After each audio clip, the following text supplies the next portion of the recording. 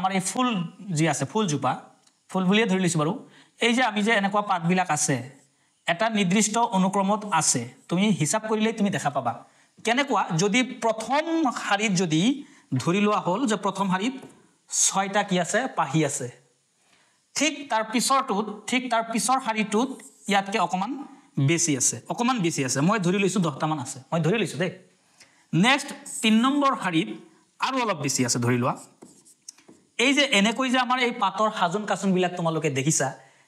এইটো দেখি তোমালোকৰ মনত অকমান প্ৰশ্নৰ এটা উদ্ৰেক হয় কি নহয় ঠিক এতিয়া মই আৰু এখন চিত্ৰ উপলব্ধ কৰাইছো ইয়াত এই চিত্ৰটো চাই লোৱা তোমালোকে ইয়াতে স্পষ্ট দেখা যায় চাই লোৱা কি ধুনিয়া এটা হাজুন কাচুন চাই লোৱা হাজুন কাচুন চালেই তুমি বুজি পাবা যে সমান্তৰ প্ৰগতি মানে কি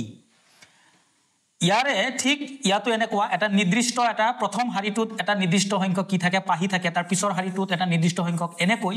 যিমানে শাৰীৰ সংখ্যা কি হৈ গৈছে বাঢ়ি গৈছে ঠিক তেনেকৈ পাহিৰ সংখ্যা কি হৈছে বৃদ্ধি পাইছে তাৰ পিছত তোমালোকে সদায়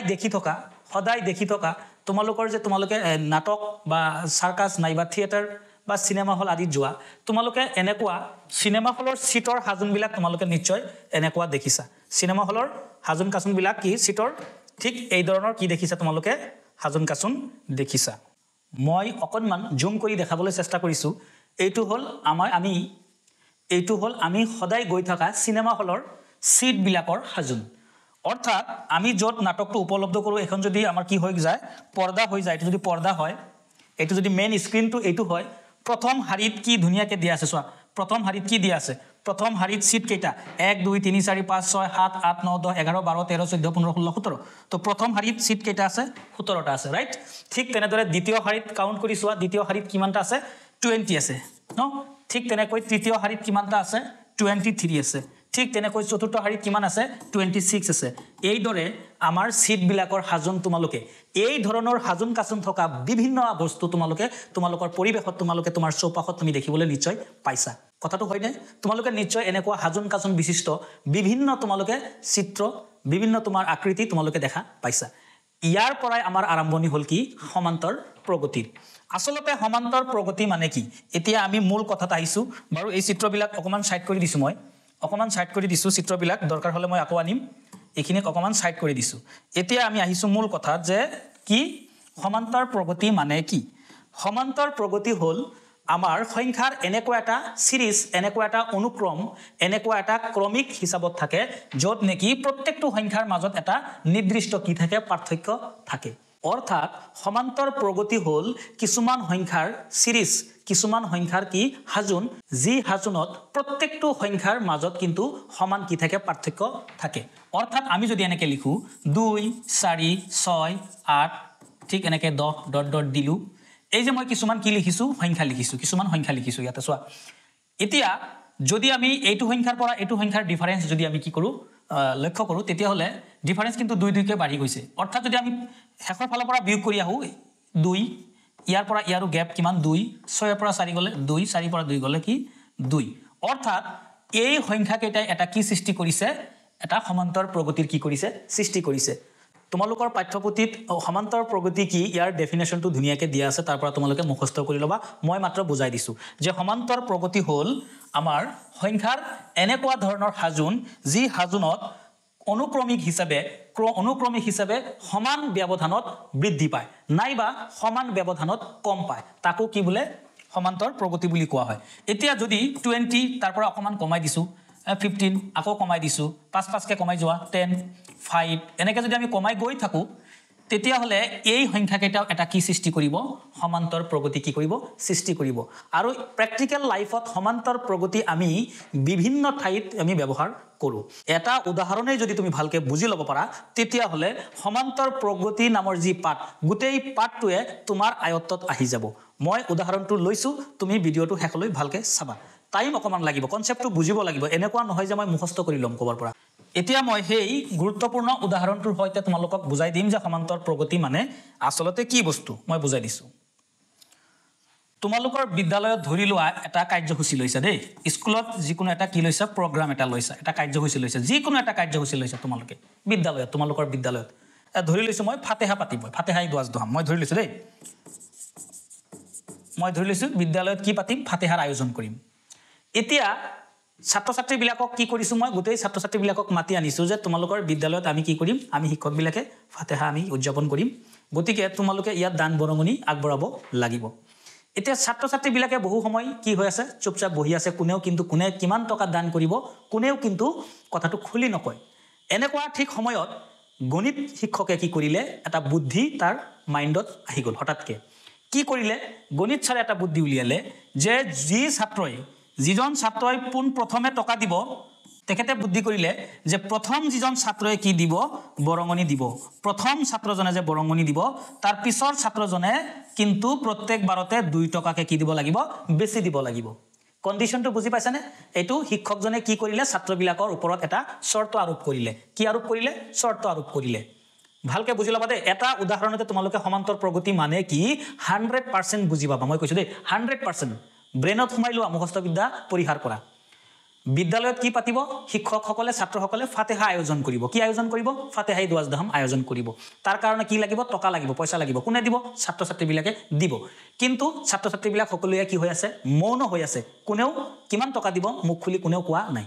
এনেতে গণিত ছাৰৰ মাইণ্ডত এটা কি খেলিলে বুদ্ধি এটা খেলালে কি বুদ্ধি যে প্ৰথম যিজন ছাত্ৰয়ে দিব যি দিয়ে দিয়ক প্ৰথম ছাত্ৰজনে যি দিয়ে দিয়ক তাৰ পিছৰজনে কিন্তু 2 টকাকে বাঢ়ি যাব নেক্সট আৰু যিজন দিব তাৰো কিন্তু 2 টকা প্লাস হ'ব নেক্সট আকৌ 2 টকা কি হ'ব প্লাস হৈ যাব এই টেকনিকটো কি এই টেকনিকটো অৱলম্বন কৰাৰ লগে লগে ছাত্ৰবিলাকে পটাপট কি হ'বলৈ ধৰিলে থিয় হ'বলৈ ধৰিলে যে স্যাৰ মই ইমান দিম স্যাৰ মই ইমান টকা দিম পটাপট কিয় কাৰণ ছাত্ৰবিলাকৰ ছাত্ৰ হলেও তেওঁলোকে বুজি পাইছে যে মই যিমানে পিছুৱাই যাম মোৰ ফিজটো হিমানে কি হ'ব বেছি হ'ব ৰাইট মই যিমানে লাষ্টৰ ফালে কম মই মোৰ হিমানে কি দিব লাগিব টকা বেছি দিব লাগিব এতিয়া প্ৰথম এজন ছাত্ৰ টপকে থিয় হৈ কৈছে যে স্যাৰ মই 5 টকা দিম মই কিমান টকা দিম 5 টকা দিম ফাতেহাৰ কাৰণে ৰাইট 5 টকা দিম এতিয়া এই শৰ্তৰ ওপৰত ভিত্তি কৰি তোমালোকে কোৱাচোন দ্বিতীয় ছাত্ৰজনে কিমান দিব লাগিব 2 টকাকে প্লাস কৰিব লাগিব তেতিয়া হলে দ্বিতীয় ছাত্ৰজনৰ কিমান টকা হ'ব 7 টকা তাৰ পিছৰ ছাত্ৰজনৰ কিমান টকা হ'ব 9 টকা তাৰ পিছৰ ছাত্ৰজনৰ কিমান টকা হ'ব 11 টকা তাৰ পিছত 13 টকা এনেকৈ কিন্তু হিসাবটো গৈ থাকিব এনেকৈ হিসাবটো কি থাকিব গৈ থাকিব এইটো এটা খুব আমোদজনক বিষয় হয় না নহয় অংকটো খুব আমোদজনক লাগিছে না নাই এতিয়া যদি ক্লাস 2 মুঠ 120 জন ছাত্ৰ ছাত্ৰী থাকে যদি ক্লাস 2 বা বিদ্যালয়খনত 120 জন কি থাকে ছাত্ৰ ছাত্ৰী কি থাকে 120 জন যদি ছাত্ৰ ছাত্ৰী থাকে এতিয়া মই এটা প্ৰশ্ন তোমালোকক কৰিলো যে একেবাৰে লাষ্টৰ যিজন ছাত্ৰ হি কিমান টকা ফিজ দিব লাগিব লাষ্টৰ ছাত্ৰজনে কেই টকা ফিজ দিব লাগিব প্ৰথম ছাত্ৰজনে 5 টকা দিলে দ্বিতীয়জনে 7 টকা দিলে তৃতীয়জনে কিমান টকা দিলে 9 টকা দিলে এনেকৈ 2 টকাকে প্লাস কৰি গৈ একেবাৰে শেষত সেই বিদ্যালয়খনত কিমান ছাত্ৰ ছাত্ৰী আছে 120 120 জন ছাত্ৰ ছাত্ৰী বুলি মই কৈছো এটা শেষৰ ছাত্ৰজনৰ কিমান ফিজ হ'ব আৰু শেষৰ ছাত্ৰজনৰ ফিজ কিমান হ'ব আৰু মুঠ কিমান টকা কি হ'ব মুঠ কিমান টকা কালেকচন হ'ব মুঠ কিমান টকা আহিব সংগ্ৰহ হ'ব মুঠ কিমান টকা সংগ্ৰহ হ'ব এই দুটা প্ৰশ্নৰ সংগ্ৰহ হ'ব প্ৰথম কথা হ'ল যে আমি লাষ্টৰ ছাত্ৰজনে কেই টকা দিব লাগিব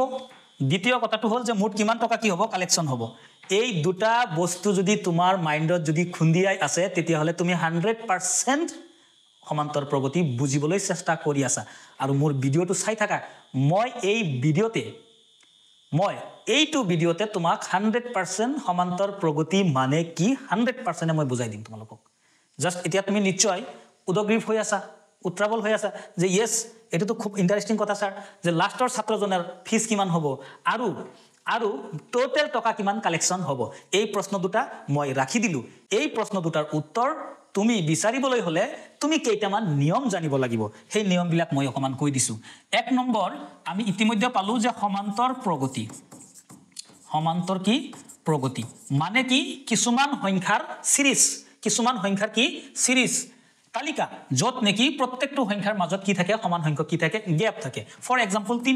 3 পিছত যদি মই 7 লও কিমান বঢ়াইছো 4 বঢ়াইছো এনেকে বঢ়াই থাকা 4 পিছত 11 লৈছো 11 পিছত 15 লৈছো ৰাইট 15 পিছত কিমান লৈছো 19 লৈছো এই যে কিছুমান সংখ্যা তোমালোকে চোৱা ইয়াতে এই সংখ্যাৰ সিৰিজটো কি বুলি কোৱা হ'ব সমান্তৰ প্ৰগতিত আছে বুলি কোৱা হ'ব ইয়াৰ মেইন কাৰণটো হ'ল যে এইবিলাকক কিন্তু প্ৰত্যেককে ট্ৰামছ বুলি কোৱা হয় এইটো যেনেকৈ প্ৰথম আছে প্ৰথম পদ এইটো দ্বিতীয় পদ এইটো তৃতীয় পদ এইটো চতুৰ্থ পদ এইটো পঞ্চম পদ এনেকৈ গৈ লাষ্ট কি থাকিব এনতম পদ যাৰ আমি নামে নাজানো একদম এন্থ টাৰ্ম এনতম পদ এনেকৈ গৈ গৈ গৈ গৈ শেষত এনতম কি পদ আচ্ছা এতিয়া কথা হ'ল যে আমাৰ এইবিলাকক আমি T1 বুলি ক'ব পাৰোঁ টাৰ্মছ 1 এটোক আমি T2 বুলি ক'ব পাৰিম টাৰ্মছ 2 এটোক আমি T3 বুলি ক'ব পাৰিম নাইবা আমি এনেকৈ ক'ব পাৰোঁ A1 A2 A3 এইবিলাক নামকৰণ আমি কৰিব পাৰি এতিয়া সমান্তৰ প্ৰগতি মানে কি তোমালোকে বুজি পাইছা কিছুমান সংখ্যাৰ কি সিৰিজ কিছুমান সংখ্যাৰ সংহতি কিছুমান সংখ্যাৰ গ্ৰুপ যিবোৰ সংখ্যা এটা নিৰ্দিষ্টভাৱে বাঢ়ি গৈ থাকে নাইবা নিৰ্দিষ্টভাৱে কমি গৈ থাকে এ হ'ল আমাৰ কি প্ৰগতি সমান্তৰ প্ৰগতি যাক আমি ইংৰাজীত এৰিথমেটিক প্ৰগ্ৰেছন বুলিও জনা যায় progression arithmetic progression shortcut আমি কি বুলি কম আমি কিন্তু সদায় এপি বুলি কম এপি আমাৰ টাইম নাই ৰে এপি কিন্তু অৰুণাচল প্ৰদেশ নহয় এইখিনি আমি বুজি ললো এতিয়া কথা হ'ল এতিয়া মই তোমালোকক কিছুমান কি কৰিম এনেকুৱা কিছুমান সংখ্যাৰ সেট দিম সংখ্যাৰ সিৰিজ দিম যৰ পৰা তুমি পৰীক্ষা কৰিব লাগে যে এইবোৰ আসলতে সমান্তৰ প্ৰগতিত আছে নে নাই ঠিক আছে এতিয়া মোৰ বোৰ্ডখনত চোৱা মই কি কৰিছো কেইটামান সংখ্যাৰ তিনিটা সেট ৰাখিছো সংখ্যাবিলাকৰ কেইটা সেট ৰাখিছো তিনিটা সেট কিন্তু মই ৰাখিছো এতিয়া কথা হ'ল এই সেটবিলাক এই গ্ৰুপবিলাক এই সিৰিজবিলাক চাই ইহতে সমান্তৰ প্ৰগতি গঠন কৰিব নে সমান্তৰ প্ৰগতি গঠন নকৰে এই কথাষাৰ তুমি ক'ব লাগে এতিয়া আমি এইবোৰ সমান্তৰ প্ৰগতিত আছে নে নাই যধে মধে কোনো সংখ্যাই কি নকৰে সমান্তৰ প্ৰগতিত নাই এনেকুৱা নহয় এজন ছাত্ৰই আহি বিদ্যালয়ত 5 টকা দিলে কোনবা এজনে আহি কিমান দিলে 4 টকা দিলে কোনবা এজনে আহি 20 টকা দি 15 টকা দিলে কোনবা এজনে আহি 105 টকা দিলে কোনবা এজনে কিমান দিলে 200 টকা দিলে এইবিলাকে দি আমাৰ কি নহয় সমান্তৰ প্ৰগতি নহয় এই সংখ্যাবিলাকে সমান্তৰ প্ৰগতি নহয় মই কি কৈছো সমান্তৰ প্ৰগতি হ'বলৈ হলে এই সংখ্যাবিলাকৰ ভিতৰত কি থাকিব লাগিব অলপ মিল থাকিব লাগিব তো ন ইয়াতে কোনো মিল নাই নহয় ডিফারেন্স কৰিলেও একে নহয় দেখোন কোনো ফালেদি কি নহয় মিল নাই গতিকে এইবোৰে সমান্তৰ প্ৰগতি গঠন নকৰে এতিয়া আমি চাম ইয়াত সমান্তৰ প্ৰগতি আছে নে নাই আমি চাম এক নম্বৰ অংক নম্বৰ 1 কেনেকৈ কৰিব লাগিব চাবা তুমি ইয়াতে এটো টাৰ্মছ 1 এটো টাৰ্মছ 2 এটো টাৰ্মছ 3 এটো টাৰ্মছ 4 বুলি লিখি লোৱা টাৰ্মছ 1 টাৰ্মছ 2 টাৰ্মছ 3 টাৰ্মছ 4 এনেকৈ মই লিখি ললো হিয়াৰ টাৰ্মছ 4 কিমান আছে বা 1 কিমান আছে প্ৰথম 1 ৰ পৰা যোৱা টাৰ্মছ 1 কি প্ৰথম পদ কি 100 ওকে লিখি ললো টাৰ্মছ 2 কি 70 টাৰ্মছ 3 কি 3 নম্বৰ পদটোত কি আছে 40 আছে আকৌ 4 নম্বৰ পদটোত কি আছে ওকে 10 আছে এতিয়া আমি কি কৰিম এইবিলাকক আমি কি কৰিম নাও আমি অকমান পৰীক্ষা কৰিম এই 4 ৰ পৰা 3 4 নম্বৰ পদ মাইনাস 3 নম্বৰ পদ 4 নম্বৰ পদৰ পৰা 3 নম্বৰ পদ এনেকে লাষ্টৰ ফালৰ পৰা মাইনাস কৰি আহিবা ইয়াৰ পৰা এটো মাইনাস কৰিবা ইয়াৰ পৰা এটো মাইনাস কৰিবা ইয়াৰ পৰা এটো মাইনাস কৰিবা চাই থাকা এতিয়া টাৰ্মছ 4 ত আছে 10 টাৰ্মছ 4 ত কিমান 10 মাইনাস 40 উত্তৰটো তুমি নিজে ক'ব পাৰিবা উত্তৰ হ'ব -30 ওকে তো প্ৰথমটোৰ গ্যাপ কিমান হ'ল ইয়াৰ পৰা ইমানলৈ -10 ইয়াৰ পৰা ইমানলৈ -30 সৰি কি 30 -30 গ্যাপ -30 ডিফাৰেন্স পৰিল এতিয়া ইয়াৰ পৰা এটো মাইনাস কৰিম কি আছে টাৰ্মছ 3 মাইনাস টাৰ্মছ 2 3 ৰ পৰা 2 টাৰ্মছ বাদ দিয়া এটো হ'ল আমাৰ 40 মাইনাস 70 40 ৰ পৰা 70 গলেও কিন্তু কিমান হয় 40 ৰ পৰা 70 গলেও মাইনাস কিমান 30 আচৰিত কথা দেখুনে এটো 30 হৈ আছে নেক্সট আমি কি কৰিম যে টাৰ্মছ 4 ৰ পৰা 3 বিয়োগ কৰিম 3 ৰ পৰা 2 বিয়োগ কৰিম 2 ৰ পৰা 1 বিয়োগ কৰিম এতিয়া টাৰ্মছ 2 মাইনাস টাৰ্মছ কি 1 এইবাৰ আমি চাম ইয়াতে আছে 70 মাইনাস 100 70 মাইনাস কি 100 ইজ ইকুৱেল টু কিমান হ'ব মাইনাস কি হ'ব 30 এতিয়া তুমি লক্ষ্য কৰা যে এক নম্বৰ যি সিৰিজটো আছে এতিয়া আমি ইয়াক কি বুলি নকও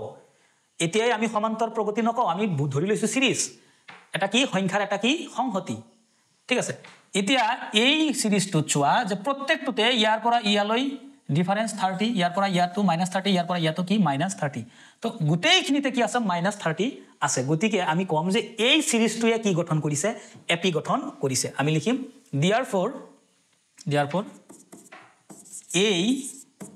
এইবোৰে বা এই সংখ্যাবোৰে কি গঠন কৰিব